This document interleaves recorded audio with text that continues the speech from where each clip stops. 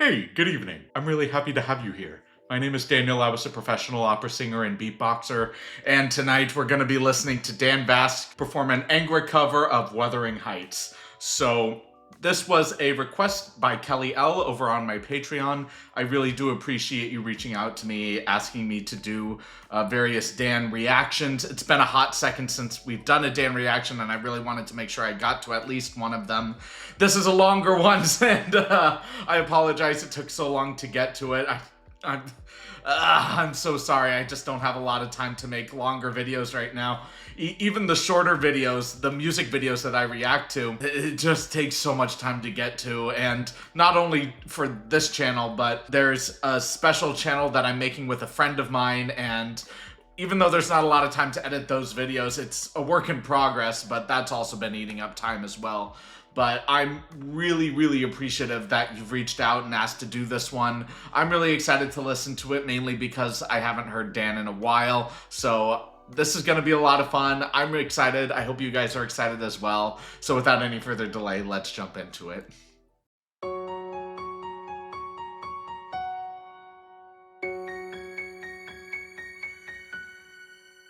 Out of the wild leaf, windy moors, we roll and falling green. You had a temper like my jealousy, too hard to greedy. How could you leave me when I needed to possess you? I hated to, I loved you too. My dreams in the night, they told me I was going to lose the fight. Leave behind my wuthering heights. It's clear, it's me, Kathy, come on, I'm so cold. Let me in your window. It's clear, it's me, Kathy, come on, I'm so cold. Let me in your window. Oh, it gets dark, it gets lonely on the other side from you. I find a lot to find my love falls through without you. I got me back love, crew Heathcliff, my one dream, my only master. So long I roam in the night, I'm coming back to his side to put it right. I'm coming home to wuthering heights. It's clear, it's me, Kathy, come on, I'm so cold. Let me in your window. It's clear, it's me, Kathy, come on, I'm so cold. Let me in your window. Oh, let me have it, let me cry up your soul. Oh, no, oh, let me have it, let me cry up your soul. Oh, no, you know, it's me, you know, yeah, it's clear, it's me, Kathy, come on, I'm so cold. Let me in your window. It's clear, it's me, Kathy, come on, I'm so cold. Let me in your window. It's clear, it's me, Kathy, come on, I'm so cold. Na na na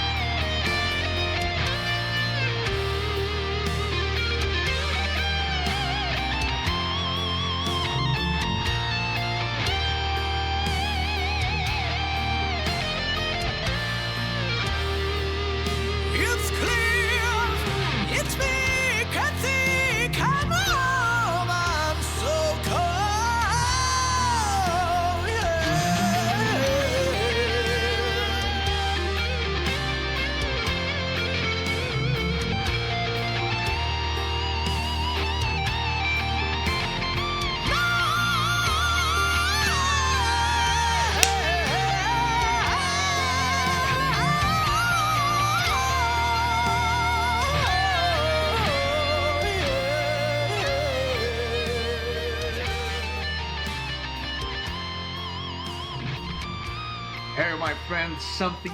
Damn, what a tune that is. Oof. Like, where do I begin on this one? The very first note, he just starts on this glottal or this kind of sound, not coming in with like a but an kind of thing. And he does so in his mix, which is when I, a man, speaks regularly, I speak in my chest voice. And when I want to sing really high notes, very light and high notes, I would go into something called my head voice or my falsetto. Kind of sound effect. So you have your chest voice, which is resonating in your chest. And then you have your head voice. But the mix is the in-between where you're still not fully committing to just your head voice. You still have a grounding foundation in your body, still resonating in your chest while utilizing notes that are commonly found in your head voice, which is that nice mix there. And it is pretty hard to get a good grasp of your mix as a vocalist. Being trained in classical music, it's not so much of the focus on the mix so much as how to fully utilize your voice and project a beautiful sound powerfully with endurance. Because you have to breach through an orchestra without a microphone for hours. So, but when it comes to something like musical theater, where you have more of a luxury of being mic'd, or there's music written that is specifically for belting, then it's a far different story. And here, Dan just stays in this mix throughout the entirety of the piece, even on elements that feel like there's gonna be like a more powerful drop into his chest voice, something very grounding. It's kind of there, but he mainly just still keeps it light throughout the entirety of the piece. And it's for that reason that it doesn't really feel like the piece grows into anything. We're just constantly being bombarded with this really exceptional mix throughout the entirety of the piece, but the dynamics don't really grow too much. The piece doesn't really grow too much. We're just kind of experiencing this mix for 4 minutes. And not to say that that's necessarily a bad thing, but it's a case of here is this one element that is extraordinarily complex, and I'm going to dazzle you with that element for 4 minutes. And there's no real breathing of the piece. It's like, look at this art exhibit, and you're just looking at it in awe. It's like looking at Michelangelo almost, where you're just looking at it, and the piece isn't moving, it's not breathing, it's not doing anything, it's just existing. And you're just in that moment, transfixed by it, and just experiencing it for what it is in that moment. And it's bizarre to me because on one hand, when it comes to something like marble sculptures or artwork in general that is really profound and very beautiful and dazzling and extraordinary and complex on numerous scales, I'm deeply transfixed by that, and I can stand there for a long time just kind of soaking that craftsmanship in. But when it comes to music, I want something different from this art, which is that growth, which is this constantly moving feeling. And even though I don't get that from this piece, I don't think the piece is bad by any means, and I think Dan does an exceptional job maintaining this mix throughout all of it. It's just so weird to me, though, because I have this, not this expectation of all music, but there's a certain comfort I have with music that has this breath of life into it, this flow. It's like going outside and feeling the wind, but if you go outside and the temperature is beautiful but there's no wind, something feels a little off to me. And with this, the temperature is perfect, but there's no wind, you know? My metaphors aren't really on point today, but I hope you guys understand what I'm trying to get at here. But with that being said, this was still very lovely and very technical, and I'm really excited to jump into that technical nature, so let's just get into that.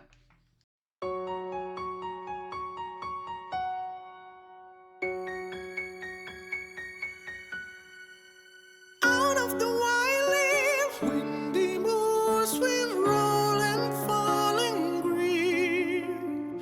You had a temper Isn't that so interesting? Where at the beginning, it's just an immediate glottal of and then in the next cadence or the next musical sentence, instead of that immediate glottal, you get a slide into it.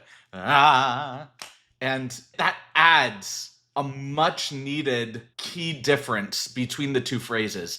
Like I was mentioning before this analysis here, where there's not a lot of growth in the piece, like there's not a lot of dynamic growth. Yes, the instruments do come in and kind of compensate for that a little bit, but not from Dan, who's the key focal point of the video and of the musical piece for that matter. But to have as many small differences as possible to try to compound and compensate for the lack of vocal range that we get throughout the piece, it's very, very needed, and I deeply appreciate that.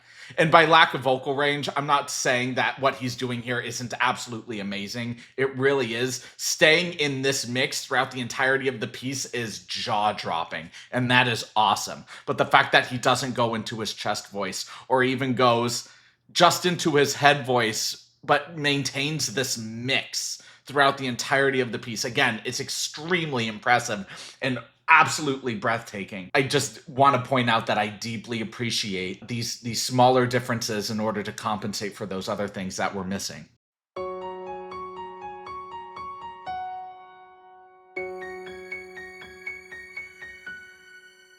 Out of the wild leaf, windy moors swim, rolling, falling green.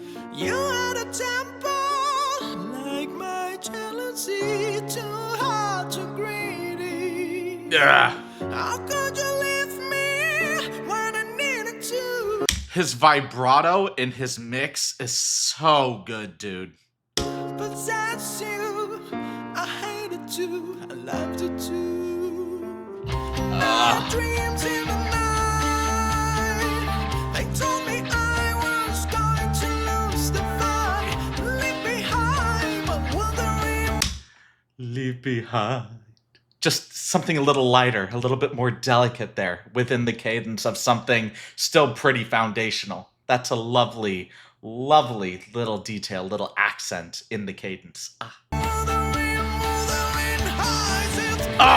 Oh, love that grit. So needed. I'm a wuthering highs, it's clear. It's me, Kathy, come on, I'm so cold. Let me in your window. It's clear. It's me, Kathy, come on, I'm so. Maintaining that little, I guess it's kind of like a male version of a squeak, that kind of thing. To maintain that and have that be tasteful and not annoying is pretty difficult. Which is all the more kudos to Dan for just really sticking to his guns and incorporating that multiple times throughout the piece, knowing full well that it works throughout the piece. And I really do admire that about his commitment to the music itself here. Really great stuff from him here.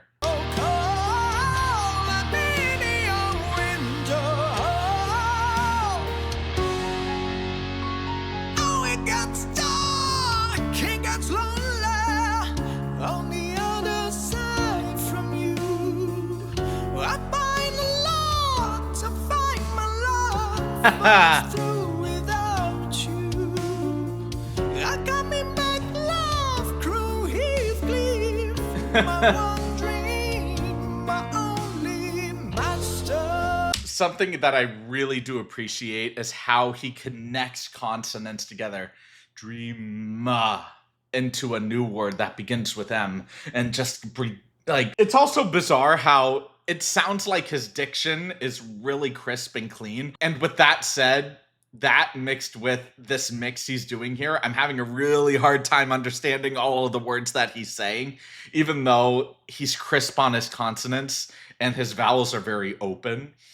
It's very bizarre. It's kind of like listening to an English opera in some key ways. If I were to sing, if music be the food of love, would everybody know what it was that I just said? If music be the food of love? Some might not, but it's the way that you say it. Even though the consonants are there and even though the vowels are there, it doesn't necessarily mean you're going to pick up on what the words are actually being said, which kind of disconnects me from the message of the piece if there is one. But that being said, it's still more about the vocal feats that Dan is executing here more than anything. And it's really just dazzling. I love the way he connects.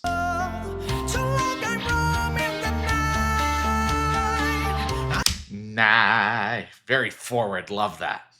Coming back to his side to put it right. I'm coming home to wuthering, wuthering, wuthering. It's clear. Yeah, and it's that drop that I was mentioning before, where it's that it feels like we're just gonna drop really hard into something here because he's really building it up with that grit. And since we're not getting a ton of textural differences in his voice, we're just kind of flowing in this mix. When he adds that grit, it's very impactful, and it feels like we're really about to drop into something. But no, he just goes back into this mix again. And it's deceptive, but in a very charming way, and I appreciate that.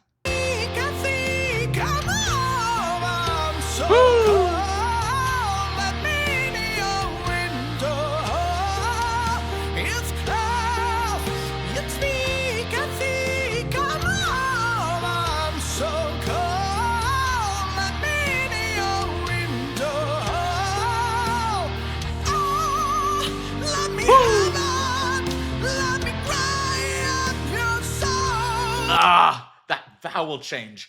Gray. Yeah, love that. Let me have it. Let me cry up your soul. Yeah. Oh, let me have it. Let me cry up your soul. Oh, you know it's me. You know, yeah, it's clear. It's me, Kathy. Come home. I'm so cold. Let me in your window. It's clear. It's me, Kathy. Come home. I'm so cold. Let me in your window. It's clear. It's me, Kathy. Come home. I'm so cold. Na, na, na.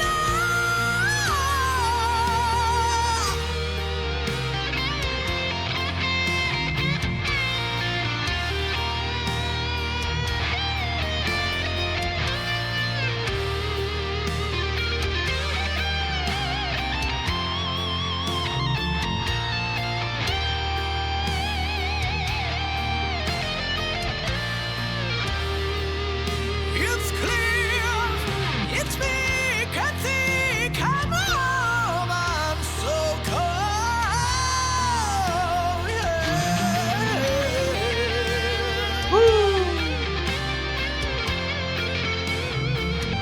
Can we just appreciate the instrumentalists in the background just really carrying this momentum too?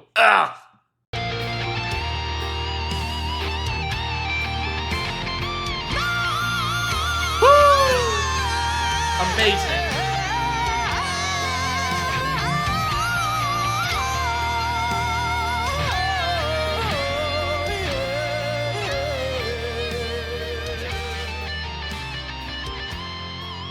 I love how tender he is Hey, at my the end there friends, too. something amazing just happened. We just reached. He honestly really is a wonderful vocalist and musician, and I just really, really appreciate just his vocal technical skill alongside the passion he has for the music in every song he does. And that's really hard to find in a musician, because oftentimes when you go into music, especially as your own artist, even if you're just focusing on covers in the beginning, you understand from the get-go that not every song is going to be your greatest hit. And because of that, there might be a song that you're not particularly vibing with, or if it's a song you really like but aren't really happy about how you're performing it because the original impacts you in such a way, then that could be another case of not really fully connecting to a piece, but Dan just absolutely gives it his all in every piece he does and really explores the range of his voice and his technical prowess. And it's not talent by itself, and it's not based off of talent, it's based off of understanding what your voice is at that moment in time capable of, how you plan on growing that, not just range, but technical skill and evolving that skill. When I first started singing, I did not sound good at all. I was constantly flat. My vibrato was just all over the place. It was imposter syndrome vibrato. I just really enjoyed listening to the 3 tenors, and I'm not a tenor. And I'm just like, wow, that's so cool. And I just imitated that. And I just really enjoyed singing, so I started taking voice lessons, and I actually started developing the skill. That's essentially why I believe that anybody can learn the skill of singing. That doesn't mean that you're going to be as good as your favorite vocalist with enough training, because everybody has their own unique timbre that hits the individual uniquely and differently, and everybody has their own vocal cords and vocal folds that shape certain sounds, and it's so unique to the individual and to the musician how they're expressing their music that they've carefully created and crafted. So it's also very similar to beatboxing. Anybody can learn to beatbox, but based off of certain genetics. Same thing with muscle building. You can absolutely gain muscle, but whether you're going to have elite genetics to be in like an international bodybuilding competition or something like that is up to a certain amount of luck in the genetic lottery, let's say, mixed with a certain level of practice, training, and repetition in a certain lifestyle. And Dan has not only won that vocal lottery in terms of having a lot of potential to work with, but has absolutely sat down with himself, understood his instrument, and really worked and crafted it in order to create an excellent voice. And he really showcases a lot of that technical skill here, and I really, really do appreciate that. Thank you so much for watching this video. If you all liked it, please like, comment, subscribe, and share. And if you didn't like it, please leave a dislike and let me know why in the comments. I do read all of the comments, even if I may not have to reply to them, so please know your comments do not go unnoticed. If you guys want to see this video and a bunch of other videos early and ad-free, there's a link to my Patreon below. You can support me there for just a few bucks. And I have a bunch of other content, like I was mentioning earlier in the video. I'm working with a friend of mine to create a new channel, and even though there's not a lot of time to devote to that channel, there's hardly any time to devote to this one. I'm so sorry, I'm trying my best. There's a lot of really cool things on the horizon that are in development, and I'm really excited for that.